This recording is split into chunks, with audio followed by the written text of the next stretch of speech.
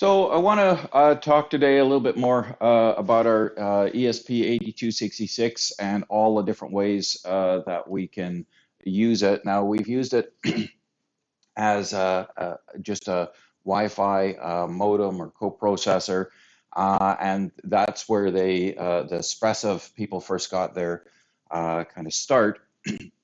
We also, in this week's lab, are then going to take off the AT firmware and use the fact that there's a whole development system available under the Arduino interface. And so we're going to look at that.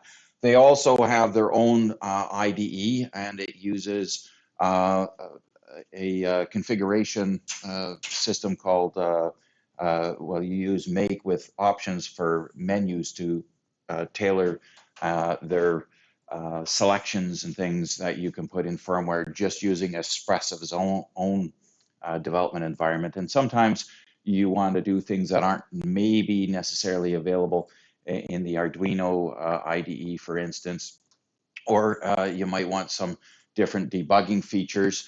If you have the Arduino IDE all set up, you can use Visual Studio Code and it will utilize Arduino's setup and be able to give you stepping through line by line source level debugging and all of that kind of thing with ESP8266, 32s, ARM chips, things like that.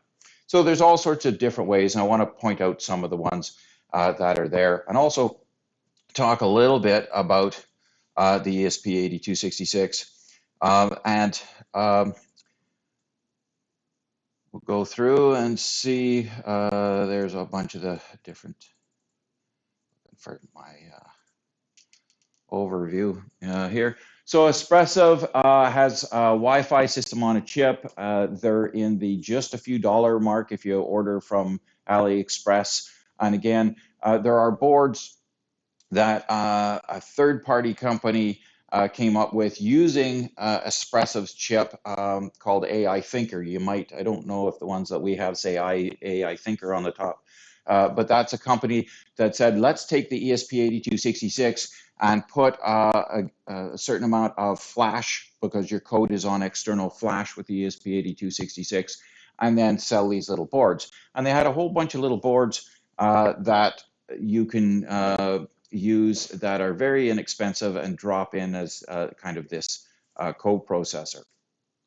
As far as looking at Wi-Fi and all of that, we are 2.4 gigahertz. I haven't seen, there's rumors of the Espressif people coming out with something that'll work on the 5 gig network, but currently it's just on the 2.4. One of the things is we can act as either a station or an access point or an access point station. They say station, you're a node, you're an end node. And that's when we do the CW mode in our AT commands.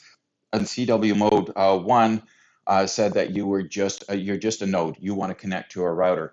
Number 2 says that you're an access point. You're going to be a router and you're going to be able to give somebody else an IP address and be able to go in that mode. And now mode 3 is that you will be either. So and so typically a number of software systems set it up so that if it has an IP address, it will try and get an IP address off a router, and if it can't, it defaults into being its own router, and then there's a little web page that basically you log into, and it asks you to find the network and give it an IP so that it can connect. And so that's the way a number of those bits of software work. So if you want that capability in your own code, you could do that. So all sorts of different applications that it's found itself in. There's the chip, but we're just using it on the system. I just wanted to get the little functional diagram here. So, you know, the whole left-hand side, the whole blue side there, we have our phase lock loop to take it up to like the 160 meg that it can go up to. And then there's the whole RF transmit and receive for all the Wi-Fi. And then over on the very right-hand side, well, just a little bit more, you see the MAC, all the registers for the media access control layer to be able to have a IP address and have a NIC or MAC or hardware address. All of that kind of stuff is dealt with over there. And then on the very right-hand side is all our interfacing to this Tensilica processor with UARTs and GPIO and I2C and I2S and SDIOs going off to the flash chip and PWM and all of that kind of thing. There's one ADC on this, and it's up to a 1 volt ADC that you have on there. And looking at any of the ESP8266s, the ADC, yeah, you can read pot values and all the rest. It's not the most linear across its whole region, and there's things that you can, there's app notes and things to how to make it a little bit nicer than that. One of the things about the ESP8266, especially when it's transmitting, is it's not especially low power. We can take 80 milliamps or more to be up and transmitting, but you can't put them into sleep mode. And so we can go to sleep. Usually, though, there's a hardware connection to wake it back up because you go to sleep and you're asleep.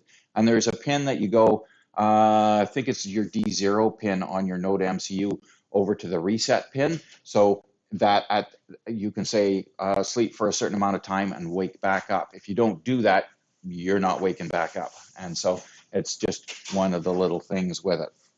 So if you go into deep sleep, and if I'm to use this in a battery powered device of some sort, I certainly need to do that. Because again, you know, if I'm taking 80 milliamps or something, it's going to be killing my battery very, very quickly. On the little ESP8266 that I have on that unit that I showed you, that was in my fifth wheel, there's one 3.7 volt LiPo, and I can get almost 6 months out of it by going to sleep. I'm waking up, you know, kind of every month and, or sorry, every minute and transmitting and then going back to sleep. So it's not bad, but most of the time I'm taking almost no power. And then for a brief period of time, you wake up and do things. I've seen some interesting things with the ESP8266. For instance, to have sensors or catches on windows or something where what the thing is, it's mostly got a battery disconnected, and when a magnetic reed switch opens or something because something went by, it powers it up momentarily, does a transmit, and then that's it, you know, kind of thing. So it will almost be the shelf life of a battery to do something like that. Anyway, the CPU is a Tensilica L106, and Tensilica is an actual California company that from a number of years ago, and they had different RISC processors, and Espressive is just one of the companies that bought some of their processors and put it into the ESP8266 line, and then really AI Thinker, which was this other company, took their product and put them into the ESP 12Es and 12Fs and all of these kind of ones that really took the kind of maker space by storm.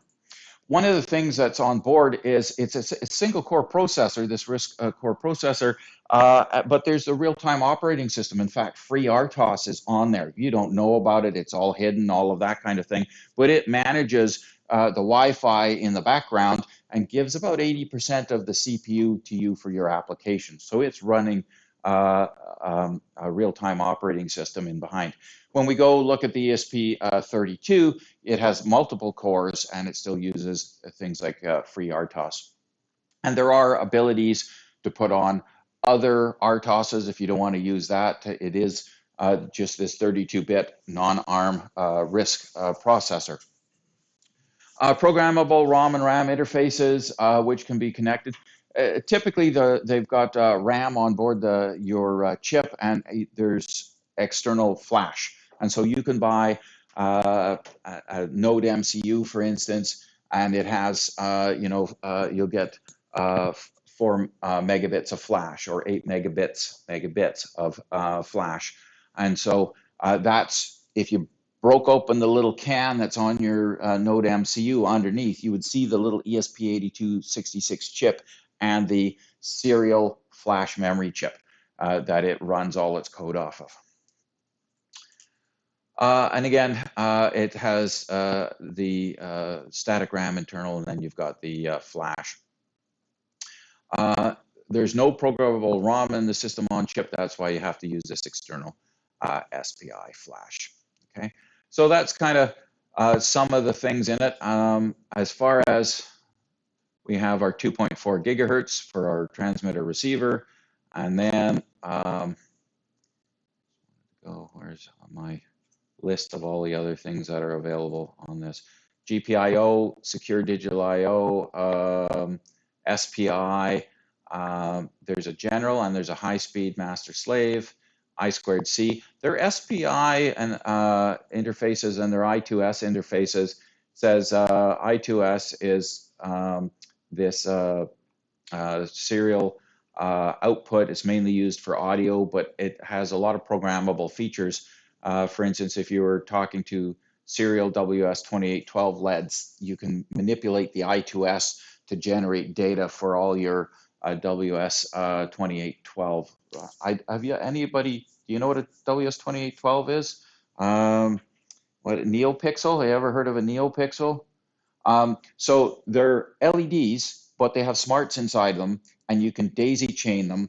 So anytime you see really fancy displays of all sorts of amazing things happening with a serial, so instead of me individually having to go and set the PWM on one LED and then daisy chain however many, you just put all the NeoPixels or WS2812s in a line, the output of one to the input of the other, and then you act like a giant shift register, and you just shift data out to say what color you want because they're RGB and what intensity you want. And you can have all sort. If you see on the internet any of these, cascading light effects and all of that kind of thing, they're NeoPixels that they're using. NeoPixels is Adafruit's kind of name for the WS2812s. The advantage is I don't have to have a whole bunch of multiplexed outputs from a microprocessor. I need one pin out, and I can control 1,024 LEDs fairly straightforwardly. So it's really cool if you wanted to do a fancy display. You see any of those, if they're using NeoPixels with those LED cubes and things that do fancy displays and stuff, NeoPixels is the way to go for any of that kind of thing. Anyway, so there's a special mode in the I2S audio output interface to be able to serially shift data out to massive amounts doing that. Again, we have the UART we were using there. You've got a couple of different UARTs, UART 0 and UART 1. PWMs, so pulse width modulation. If you want motor controls, for instance, you can output there. And so there's a bunch of options for that. It has an IR remote control, so you can program this on NEC. Now, next term, we're going to use the IR remote that comes in your Kuman kits to go and control our Raspberry Pi boards, our Linux boards, and so we'll implement that. And the actual so it happens that the encoding on that little unit is NEC. Well, the ESP8266, in fact, I should take one apart. It probably has one of these guys in it. Is the NEC protocol. There's other protocols, RC5, a number of different ones. In Linux, we can go and decode all of the different protocols, but it has a module built in on your ESP8266. Again, an ADD converter. It's not as precise as you get with your ARM. It is a 10-bit successive approximation. And again, reading some things about it, it wouldn't give you as nice an output just as your ARM boards would, but good enough to read POTS and do that. And if you need it more precise over the range, there are things that you can do to take that into account. Okay, so that's kind of where I want to go with that. That's the whole data sheet for the ESP8266. I always like seeing if I can find, a little picture to give me an idea. This is, if you compare that to kind of what we saw with our ARM board, where you see the ARM on the 407, and then you see the different buses, and this has got a less accurate kind of drawing, but it shows me that I've got the interface to all of these different devices. I've got this flash and static RAM and things available as well. So I want to talk, and all of this will be posted up, but I want to talk a little bit about some of the different things that you can look at. Now, we looked at the ESP AT firmware and from Espressivs. So right at Espressivs, you go and say, hey, do you want to be have your ESP8266 be a coprocessor or Wi-Fi modem? And that's what we did in the TCP and UDP lab. So we were looking at that. So you can say I've got an ARM board which has all sorts of different things in it, and I want options to be able to do Wi-Fi. Some of the development boards that ST even has, there's a little place for an ESP8266, not the Node MCU, but just a little chip on it to put it in place for firmware updating. So you have something out in the field and you want to update your software, you can have this give your device an IP, and you can use the processor on the ESP8266 to bootload up a firmware upgrade. And so you could use it just for that, saying I want the ability for a device to be upgraded in field. So it's kind of nice. Now, one of the things about the AT interface is if we look at the Arduino environment and I want to use a Node MCU to be a coprocessor. I could put the ST boards, the 407 board, and there is an STM32 Arduino, and I could get the Arduino interface for my ST board. Well, there are samples, if you look at ESP-AT in the libraries, to say I've got a whole bunch of samples to do Wi-Fi scanning, everything that you were doing by hand in these labs with TCP and UDP, there are example programs to use in the Arduino. And so you can say that I want to use my 407 board as a main unit and talk to the ESP as a coprocessor. And there's a whole bunch of examples. You want to do MQTT using the AT interface, it's got it. You want to do TCP, you want to do UDP, you want to set up a web server, and so have your 407 handle web services and then offload all of that over to the coprocessor. It has all of that stuff in it. There's also Arduino has a Arduino Wi-Fi 101 or something like that. They have a few modules that do Wi-Fi on their own. Well, they will either have the AT firmware in them, or they use a chip by a company called uBlocks. And if you look inside of uBlocks, it's got an ESP8266 in it, but they use a different firmware. So just like we put the AT firmware in our ESP8266, you can put something called NINA, N-I-N-A, and it's an AT kind of interface, slightly different. It's not going to respond to AT commands, but the reason I mention it is there's a bunch of different examples that are used for NINA. So you put your 407 and then you download the NINA libraries, and as long as you have NINA on your ESP8266, it uses that as a coprocessor with different examples. Okay, uBlocks, any of the uBlock stuff utilizes that. So it's just different things that you can do. And depending on what I needed to do in a project, the first thing I'd be doing is looking to see who did something the same or similar, or how can I get a leg up on a project? You look at our project, groups, and they have 14 weeks to do something that is, if they had to do everything from scratch, might be really hard. You work on the successes of others. For instance, there's a group that used that one of the drone groups that uses they're doing surveillance. So their drone takes off, goes through a pre-planned flight, and then lands and tries to see if there's anybody in the path that they are looking for. Well, they use a program called OpenCV. OpenCV was developed by IBM, and some of their graduate researchers and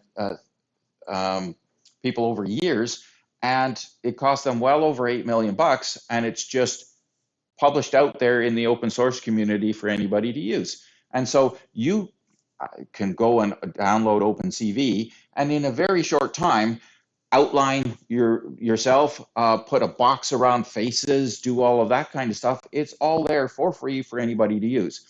It would be very hard for you to come up with something like that, especially in 14 weeks, but probably in a lifetime, because they had many, many researchers. There's over 8 million lines of code, and you can just have it and use it for free. Now, if there's something not working quite right, because it's open source, you can go and look at the code and say, okay, is it doing what you expect?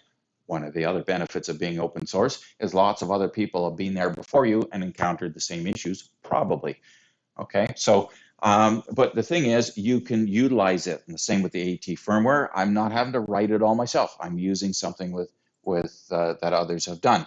Any of the examples that you find, maybe I'm using AT firmware, maybe I'm using Nina firmware, maybe I'm using instead of the Arduino interface, maybe I'm using ST's interface, maybe I'm using embeds. There's lots of stuff out there, and for you to go and reinvent the wheel, you should look at what somebody else has done and maybe expand on some of that, or utilize somebody's libraries or things like that. Now, have you ever used OpenCV? I bet you nobody's ever used OpenCV here. But if you had a project that needed it, at the end of this, by the time you guys get the project, I would hope that you could look at what you needed to know, see what you didn't know, and be able to read the documentation and figure out what it is you need to do to make something happen. When we get the project, there's all sorts of things that you will be expected to do that you've probably never done before. But hopefully you have the foundation to be able to say, when I'm reading stuff, oh, they're talking about, for instance, serial, and it's set up at 115.2 and all of, I have some understanding of what they're talking about, and I can make that happen. If they're saying hook this up to this or that. The drone guys actually, the same group, originally wanted to do their own PID algorithms and make their own copter fly. That's an immense undertaking. It took a whole bunch of people, a lot of work to be able to get quadcopter. Quadcopters, it's a flying brick, right? It really, if you tried to fly that by hand, it would fall out of the sky without there being some microprocessor on there checking the different sensors thousands of times a second and doing corrections for it. You're not fast enough to do that, so you need something like that to be able to do that. And so again, they just utilize what's already been done. So there's the AT firmware, and again, that's using it as a coprocessor. You put that in your system, and then you have another processor talk to it. Nina is another one that is available in there. Then we looked at, again, using the Arduino, and I've got the link up to ESP8266 Arduino. In this week's lab, you're saying, you know what, the AT firmware was neat, and there are some samples that you can go look at if you download samples for your 407 and you want STM32 Arduino to use this as a coprocessor and do something. And so in the past, what I've done is you have your TFT display, and we use the network time protocol to go out and leave the college and get the current time and then put a clock on your nice screen. But currently the college has blocked all the time protocol ports and stuff, and the lab works awesome at home and just does not work in the college. So I've complained, we'll see what happens. Anyway, so we can use the Arduino core for the ESP8266, which means blow off the AT firmware and just use it as a micro. Okay, and it's got quite a lot of features available in the micro. And again, we use the board manager to do that. I showed that the other day. If you go and look at, for instance, on, again, Espresso's homepage, they have their official development framework. So you can go and download it. And again, it uses a similar kind of thing that we're going to be doing when we make the Linux kernel. So we're going to be using a similar interface to what's in here. I know we haven't looked at it, but you type on the command line make menu config, a menu pops open, you say what features you want in your ESP8266, and then you compile it all from this kind of menuing system. You are doing something like that in the Linux course next term with setting up a kernel for the Raspberry Pi and all of that. So we're playing with that kind of interface. Espressiv's, if you look at that after, is very much kind of like that sort of configuration setup. And so ESP IDF is there. One of the things that they're saying on it is it's freely available on GitHub. It's all open source. You can go look at how they configured everything. It gives you a few more features than you'd get in maybe the standard Arduino kind of interface, because it's right from the manufacturer and the ability to tweak things. I found project groups looking at the ESP32 with the same thing, in that they wanted to tap into the fact that even though they say there's 2 processors, there's really 3 processors. One's a really low power processor, and you don't really have access to that in the Arduino interface, but they did in the SDK from Espressiv's actual website. If I go look at the Espressiv here, again, off their site, they have essentially they say it's a bulletin board system, and it says, hey, you're new and you want to play with ESP8266 in any kind of way, here's the getting started. And then there's all sorts of different resources, different SDKs for you to be able to use and go set it up. So I want to play with Espressiv's way of doing things and not use the Arduino interface necessarily. So there's all sorts of things available for you there. Some of the other things that are on the Espressiv site that you can use, for instance, they have this thing called ESP Wi-Fi Mesh, and this is really neat. And it says ESP Wi-Fi Mesh is a wireless communication network with nodes organized in a mesh topology using simultaneous access point station feature of the chips. It provides self-forming, self-healing network with ease of deployment. The network topology of Wi-Fi Mesh can scale to 1,000 nodes without any specific Wi-Fi infrastructure. ESP Mesh can also be used to cover Wi-Fi blind spots in home deployment scenarios where the signal cannot be reached. So without having an access point, you can deploy these so you could maybe have sensors and things. I actually had a project group use one of these. They were working with a Audubon society to have sensors on nets for catching birds. And so the group puts nets out in the bush, and they count the number and band let's say they were little owls, I think, that they were after at this kind of time. But the problem with the nets is they're kind of soft. They want to catch the bird and get them kind of entangled in it without hurting them and all that kind of thing. But the fact that they can't be sitting there, because the birds don't come around when they're sitting there, so they have to be kind of far away. So they go and check the things. But then when if they don't get back in time and there was a bird caught, they're also easy prey, all these birds sitting around in the nest. So they want to know when somebody's there. So our project group defined these sensors so as if a bird hits the net, it will trigger, and the mesh units, there's no network around, as long as they had enough meshes. The way the mesh thing works is I will send my information, and as long as there's another node close by, and there can be up to 1,000, I will communicate, and it'll eventually get back to, there was a Raspberry Pi that would send out a message on cell, for instance, and say, you better go check this net, there's a bird in it, kind of thing. And so, but the mesh part of it is that one of these systems could go down, a bear could eat one of them, and it's kind of like your own internet. It makes its way through the other meshes. And so that's really kind of neat. So it's a self-healing, all that. So you can have a whole network there, not be dealing with the routers and anything, and scale up. So all of that software is there to play with if you want to have a whole bunch of these devices in on a vineyard or a farm or what have you, and it's not relying on one central access point. It's all of these different ones. And so it goes into, that whole page goes into all sorts of things about doing this mesh. Oh, they also have a system called, I think they call it WOW. And what they found was if you have to always connect up to the router, that takes a bunch of time and can take some battery life. Is it WOW or now?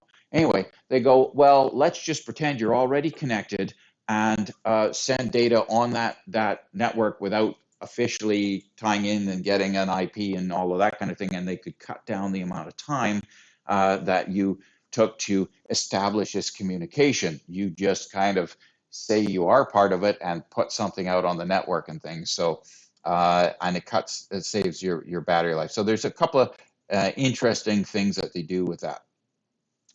One of the things that has been, I was surprised actually, I went to Tasmodo, and again, the links are all here. Open source firmware for ESP devices. Tasmodo is a big one. And I think it said somewhere here that they were, Tasmodo 10. So they're up to number 10. And so what somebody did, there's a little units called Sonata units, which has an ESP8266 in it and a relay, and it hooks up to control an AC. They're probably similar controls in any of the little bricks that you get for controlling an outlet and things. Might have something like Tasmodo in it. It's designed to work with some open source home control. There's a number of different open source home control systems. They'll work on desktop machines, they'll work on Raspberry Pis, and Tasmodo is one of them. But what they've done is instead of you program Tasmodo into it, and then there's a web interface, and you get to select things. What do you want your GPIO to do? Oh, you have a WS2812. I know how to talk to those. You have your DHT11s. I know how to talk to those. It has tons and tons of peripherals. It can talk MQTT. So all the stuff we did, well, Tasmodo, you put that firmware, say I want to talk MQTT, and whenever I see something on the switch input that's attached to certain pins, I want you to send an MQTT to this topic, light on, or something like that. And that's all done in this kind of web interface. It does all that back end. And it started off a number of years ago, like I say, with just that one little switch. And since then, it has grown and grown. So you might see things with Tasmodo. One of the big things about it is it's easy to connect into these open source home control systems like OpenHAB and a number of other ones. I will talk about some of those when we are doing the Raspberry Pi course about some of the things you can put on Raspberry Pis. So this is the device end of that. You can roll your own, and you can do anything on the in the Arduino interface, for instance, or on the Espressiv's IDK. But somebody's already done this, has interfaced to just hundreds of different modules, and then they have says total control with quick setup, control using MQTT, web UI, web services, or serial. And you can automate them using timers, rules, scripts. And so you might see Tasmodo. That's one of the ones, like I say, that's out there, very popular. ESP Link. I used to use this for a while. It has kind of fallen out of being updated, but it was very nice for a Wi-Fi serial bridge. So it's like setting it up as a coprocessor. So I send serial data to it, just like we did with the AT firmware, but it has a nice little web interface, and you can go to it if it doesn't have an address. It has this setup, and you can set up your scan the network, set up a different IP. You can have it serve out addresses to other things. It talks MQTT. It also has a telnet kind of interface, so I can send serial data out and hook up to this IP address and go over to the console and see all the data showing up there. So it works very nicely for that kind of thing with these little devices. ESP Easy is kind of like the Tasmodo. They were two competing ones for a long time. A little, I would say, maybe not as easy a documentation as the Tasmodo stuff, but it has a lot of good configuration and abilities. And again, any of these kind of things I talked to you about, if they have interface to something that you need to get on a network, you should probably just use it unless there are reasons that it's not going to integrate nicely with what you've going. But if I say I need a WS2812 and I need to get it to be Wi-Fi controllable and stuff, yeah, you can roll your own. There's probably an Arduino interface for something like that. But Tasmodo and ESP Easy, it's just there. It's just one of the clicks and you go and plug it in. So there's lots of different ways to implement things. ESP Home is another one. Again, mainly system control your ESP by simple yet powerful scripts. Has its own kind of dashboard. And so, again, it'll work with things like OpenHAB or Domotique, or there's a number of different ones as well. So there's all of these different systems to plug into an ESP8266, and they all have large communities around them that go, this is the thing, and have built out their own kind of silos. And so, you know, it says here, sensor components, air quality, analog, BLE, all the rest. You want to hook up something and get data to your phone, and you're transmitting BLE very quickly, they have it in there. And so you can do that. Or I want to set up an ESP8266 to notify my MQTT server when my phone gets near the house. So as soon as I'm walking up the driveway, it senses my MAC address off my Bluetooth module, and that transmits to the MQTT server, and it turns the lights on when I'm walking up the driveway. That has it built in. So you could just do that. So if you're struggling getting BLE things going.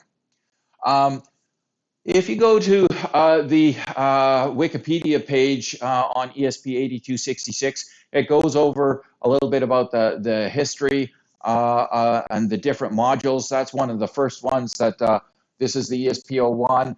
Without the little metal can on it, you can actually see where the ESP8266. So, you know, I've got the ESP8266 there, and there is the serial flash. And that was great. Not really meeting FCC standards as far as radio emissions and things. That's why they put the little metal cans on them and things afterwards.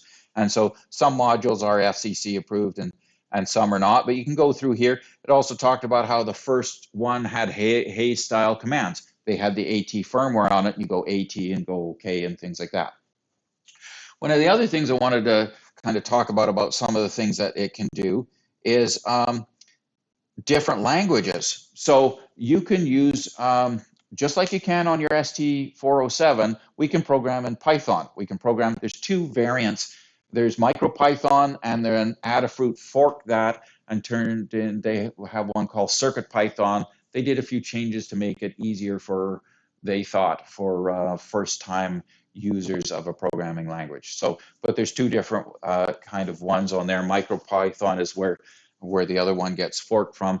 But I can put a Python interpreter on my Node MCU, and then over the serial line, actually it'll plug into it'll work on the serial to USB line that you have there. You can program Python, and it doesn't have all the Python libraries and things, but it has the core of Python 3, and you can turn lights on and have it boot up and automatically run your Python code. Your 407 can do that as well. So you can program it in Python.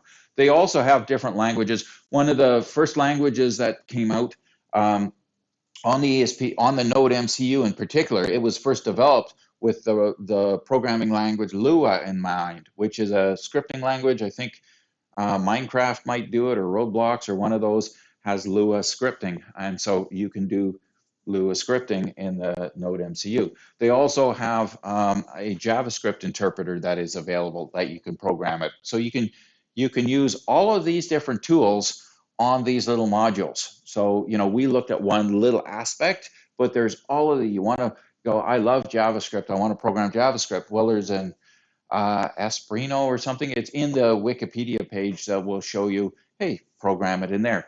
Python is awesome. You can, if you're comfortable programming Python or want to learn more about it, you can do it. And like I say, you can do that with your 407, turn it into a Python programmer as well. So, all of that kind of stuff is available. If I go look over on the ESP8266 page, talks about the different modules that were available. There's all the different ESP versions. Those are those little modules that the ESP 12E and 12F are the ones that are on the Node MCUs, 12Es in general. So it shows you about all of these different ones, but then it also starts talking about the different bits of software that are available, like the ESP Easy, ESP Home. There's a basic interpreter for it. There is, again, MicroPython. There's two different versions. Like I say, it has different operating systems. It's running free RTOS, but there's some other different operating systems. There's Lisp. Xernth right at the bottom there is another Python whole IDE that's just to go and talk to that in kind of but it has its own IDE. And again, the Node MCU by itself just use Lua. So if you were ever programming in gaming systems with Lua, you could use that. And again, Espruino is the JavaScript interpreter. So there's all of these things available for you. The cool thing is these chips are by themselves, the AI thinker versions of the modules, they're under $3 if you buy a few out of China and wait 30 days or more to get. They're cheap, cheap, cheap. You can put them in anything. Wayne just got some, what is it called? MISA wall outlet controlled things for his baseboards and things. I can't remember how much they were each. There's a big promo on them right now. They're like 100 and some odd each at least. And inside each one is an ESP8266. That's what they're using for all the controls and make everything happen. So you find them in a lot of commercial things. And that's why we wanted to give you a taste for, hey, these are out there. You can use them yourself, put them in your own kind of projects. They're in a lot of commercial things available. And if you see them in a commercial thing and want to adapt something for your own use, you know how to program them and make it do other things.